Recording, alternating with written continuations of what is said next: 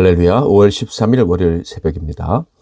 이사야서 6장 6절부터 13절 말씀까지를 묵상하겠습니다. 이사야 6장 6절부터 8절까지만 봉독해 드립니다. 그때 그 수랍 중에 하나가 부젓가락으로 제단에서 집은 바 핀 숯을 손에 가지고 내게로 날아와서 그것을 내 입술에 대며 이르되 보라, 이것이 내 입에 닿았으니 내 악이 제하여졌고 내 죄가 사하여졌느니라 하더라. 내가 또 주의 목소리를 들으니 주께서 이르시되 내가 누구를 보내며 누가 우리를 위하여 갈고 하시니 그때 내가 이르되 내가 여기 있나이다, 나를 보내소서 하였더니. 오늘은 사명을 받아들이다 라는 제목으로 하나님 말씀을 상고하겠습니다. 이사야 6장에는 이사야가 소명을 받은 이야기가 기록되어 있는데요. 이 이야기를 살펴보면 많은 부분에서 좀 특별하다라는 것을 발견하게 됩니다. 먼저는 그가 소명을 받을 때 그 나라 백성들의 영적 상태가 그 어느 때보다도 심각했다는 것입니다. 그래서 다른 선지자들과는 달리 1장과 5장에서 먼저 하나님의 백성들의 타락성을 언급한 이후에 6장에야 비로소 이사야가 받은 소명에 대해서 다루고 있습니다. 또 특별한 점은 이사야가 소명을 받기 전부터 선지자 역할을 하고 있었다는 거예요. 그런데 그것도 엉터리로 그 역할을 수행하고 있었다는 것입니다. 백성들과 다름없는 언행을 하며 살았던 죄인 그 자체였다는 것이죠. 그럼에도 불구하고 하나님께서는 그를 선지자로 부르셨습니다. 그러므로 조금 이상한 표현이긴 하지만 이사야는 2번이나 부르심을 받은 선지자라고 할 수 있죠. 물론 진정한 소명은 이사야 6장에 기록된 그 한 번의 부르심이지만 말입니다. 그래서 이사야서는요, 선지자가 죄악된 백성들에게 하나님 말씀을 전한다, 이런 느낌보다는 용서받은 죄인이 아직 회개하지 않은 죄인들에게 하나님 메시지를 전하게 되었다라는 느낌이 강합니다. 바로 이러한 이유 때문에 소명과 함께 주신 말씀에 이의를 제기할 수 없다는 생각마저 든다라는 것이 또 이사야 소명과 관련된 독특한 점이죠. 하나님께서는 이사야에게 소명을 주신 후에 그의 사역의 열매에 대한 예언의 말씀을 주십니다. 9절에서 10절, 여호와께서 이르시되 가서 이 백성에게 이르기를 너희가 듣기는 들어도 깨닫지 못할 것이요 보기는 보아도 알지 못하리라 하여 이 백성의 마음을 둔하게 하며 그들의 귀가 막히고 그들의 눈이 감기게 하라. 염려하건대 그들이 눈으로 보고 귀로 듣고 마음으로 깨닫고 다시 돌아와 고침을 받을까 하노라 하시기로. 이 말씀은 이사야의 예언 사역이 열매가 없을 것이다 라는 말씀처럼 들리는 그런 비극적인 예언의 말씀이죠. 자, 그렇다면 백성들과 다를 바 없는 죄인이었던 이사야, 선지자였음에도 불구하고 다른 백성들과 차이가 없었다면 사실상 그는 더 큰 죄인이라고 할 수 있지 않겠습니까? 그런데 이런 선지자가 어떻게 하나님이 주신 소명을 받을 수가 있었을까요? 나아가 그의 사역의 결과가 희망이 없을 것이라는 말씀에도 기꺼이 순종할 수 있었을까요?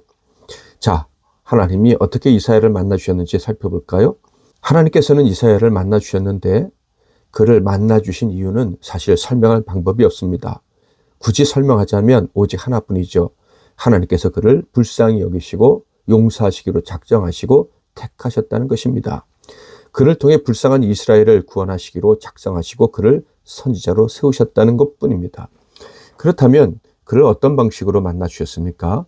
성전에서 만나 주셨는데 하나님의 영광이 가득한 가운데서 만나 주셨습니다. 그 영광은 너무 거룩해서 이사야가 숨을 쉴 수 없을 정도였고 나는 이제 죽었다라고 생각하는 공포에 질릴 정도였습니다. 그런 영광 가운데서 만나 주셨는데 이사야가 본 바로는 하나님을 찬양하는 천사들, 즉 스랍들조차도 자신들의 입과 발을 가려야 될 정도로 거룩했습니다. 그러니까 성전에 하나님 곧 그 거룩하신 영광이 가득 찰 때 만나 주셨는데 그때 이사야는 이렇게 자기의 상태를 고백합니다.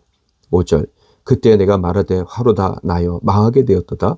나는 입술이 부정한 사람이요 나는 입술이 부정한 백성 중에 거주하면서 만군의 여호와이신 왕을 배웠음이로다 하였더라.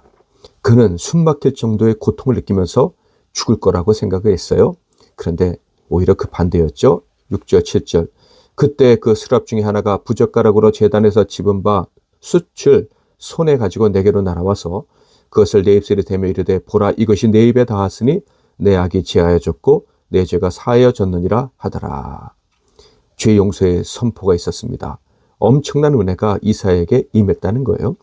부정한 선지자, 그래서 하나님의 말씀을 전하기는커녕 그 말씀의 겁에 먼저 목이 잘려야 될 자가 의롭다 하심을 받는 놀라운 일이 발생을 한 거예요. 그리고 바로 그때 그 용서에 대한 말할 수 없는 감사와 감격에 이사야가 몸서리 치기도 전에 하늘로부터 하나님의 목소리가 그에게 들려왔습니다. 8절. 내가 또 주의 목소리를 들으니 주께서 이르시되 내가 누구를 보내며 누가 우리를 위하여 갈고 하시니 그때 내가 이르되 내가 여기 있나이다 나를 보내소서 하였더니 이사야는 죽을 줄 알았습니다. 그런데 하나님이 그의 죄를 용서하셨습니다. 그리고 성부, 성자, 성령 하나님을 위해 일할 사람이 필요하다는 말씀을 하십니다. 거기엔 이사야 외에는 아무도 없었는데 모두가 심판받아 마땅한 유다의 그 어두운 상황 속에서 자신만 용서받고 거기에 서 있는데 바로 그때 누가 거룩하신 하나님을 위해 일하겠느냐고 물으십니다. 과연 누가 하나님을 위해서 일해야 할까요?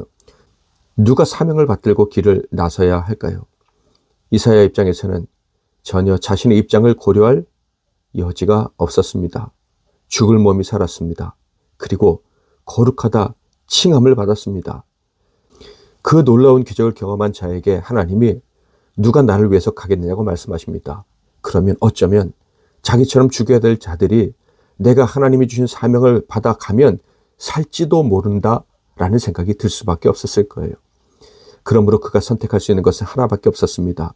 순종하는 것, 나를 보내달라고 하는 것 외에는 그가 선택할 것은 전무했어요.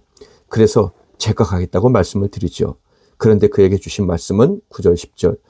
여호와께서 이르시되 가서 이 백성에게 이르기를 너희가 듣기는 들어도 깨닫지 못할 것이요 보기는 보아도 알지 못하리라 하여 이 백성의 마음을 둔하게 하며 그들의 귀가 막히고 그들의 눈이 감기게 하라. 염려하건대 그들이 눈으로 보고 귀로 듣고 마음으로 깨닫고 다시 돌아와 고침을 받을까 하노라 하시기로. 이사야, 너의 사역엔 열매가 없을 것이다. 내가 용서받고 살았다고 다른 사람들도 다 살아나는 것은 아니다. 너처럼 듣고 회개할 자가 없을 것이다. 오히려 너는 백성들이 하나님의 말씀을 듣고도 깨닫지 못하게 해야 한다라는 말씀을 하신 거예요. 이는 이스라엘 백성들, 특히 유다에 향하신 하나님의 진노가 얼마나 컸는지를 보여주시는 말씀입니다. 당연히 이사야는 자신의 모습을 깨달아 알 수 있었기에 하나님의 진노 역시도 충분히 이해할 수 있었습니다. 그래서 그는 자신의 사역에 열매가 없는 것, 회개를 외쳐도 사람들이 듣고 순종하지 않고 결국 망하게 될 것이라는 말씀에 대해 미리 절망하지 않았습니다. 서운해하지도 않았습니다. 그렇다면 내가 말씀을 전한들 무슨 소용인가? 라는 생각이나 질문도 하지 않았습니다. 자, 그렇다면 이사야는 처음부터 열매를 기다리지 않고 말씀을 전하는 그런 희망이 없는 선지자였을까요? 놀랍게도 다음 구절을 보면 결코 그렇지 않음을 알 수 있어요. 그는 다음과 같이 질문을 했는데 이는 참으로 놀라운 질문이었습니다. 11절. 내가 이르되 주여 어느 때까지니까 하였더니 주께서 대답하시되 성읍들은 황폐하여 주민이 없으며 가옥들에는 사람이 없고 이 토지는 황폐하게 되며. 그가 뭐라고 물었다고요? 어느 때까지니까. 이 절망의 날, 열매 없는 사역의 날은 영원하지 않겠죠? 라는 믿음의 질문을 한 거예요. 왜냐하면 자기도 용서받았으니까. 자기 같은 자가 용서받고 하나님의 말씀을 전하는 자가 되었으니까. 그러므로 그는 하나님이 무서운 심판을 선언하시면서도 사실상은 한없이 쓰신 사랑을 품고 계셨다는 것을 알고 이렇게 질문을 했던 거예요. 이사야의 질문은 다음의 구절을 생각나게 합니다. 곧 가나안 여인의 믿음의 간구죠. 마태복음 15장 27절. 여자가 이르되 주여 올소이다마는 개들도 제 주인의 상에서 떨어지는 부스러기를 먹나이다. 주님이 결코 너에겐 은혜를 베풀어 주지 않을 거다. 너는 이방인이니까. 그러나 이 여인은 부스러기 은혜라도 있을 줄 믿습니다 라고 고백함으로 주님께 칭찬받고 그녀의 딸이 용서받고 고침을 받게 됩니다. 이사야 역시 믿음으로 주님께 질문을 한 거예요. 그러자 하나님께서는 이렇게 대답해 주십니다. 분명 기뻐하시면서 대답을 해 주셨을 거예요. 먼저는 어느 정도까지 심판이 임할지를 알려주셨고요. 그리고 결국 회복의 날이 있을 것이라는 희망의 메시지를 전해 주십니다. 6장의 마지막 절 13절입니다.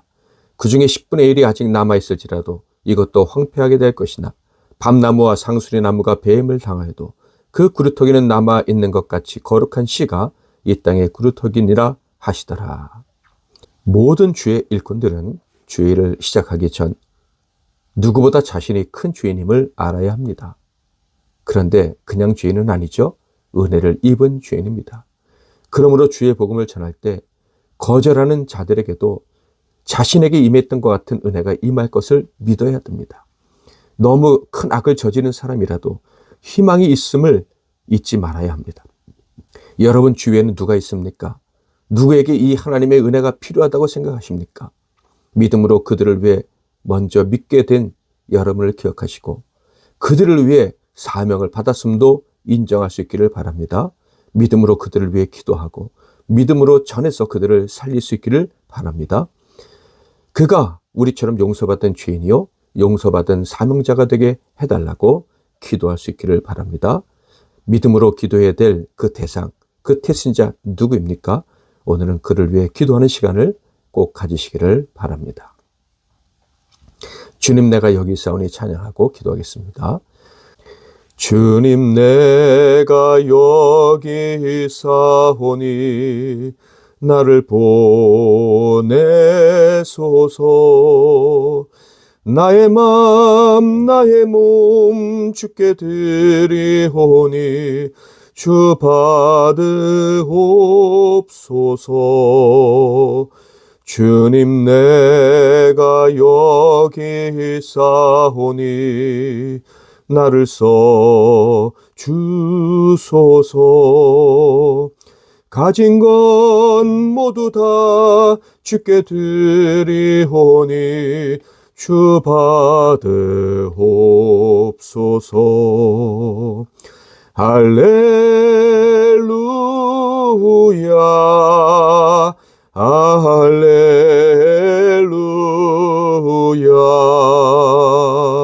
할렐루야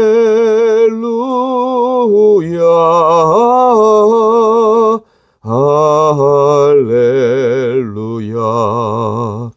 나를 받으옵소서. 나를 받으옵소서.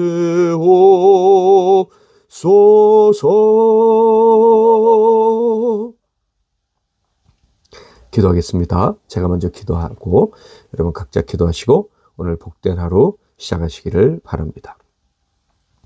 하나님 아버지, 우리를 먼저 불러주셔서 감사합니다. 먼저 용서받은 사명자가 되게 해주신 줄 믿고 감사합니다. 우리처럼 용서받아 구원받고 사명 감당해야 할 자들이 많이 기다리고 있다는 것 역시 믿고 감사합니다.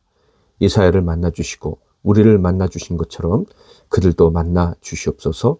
우리에게 사명을 주신 것처럼 그들에게도 사명을 주시옵소서. 그들을 위해 기도하겠사오니 우리의 기도를 들어주시고 구원해 주옵소서. 사용해 주시옵소서. 예수 그리스도 이름으로 기도하옵나이다. 아멘.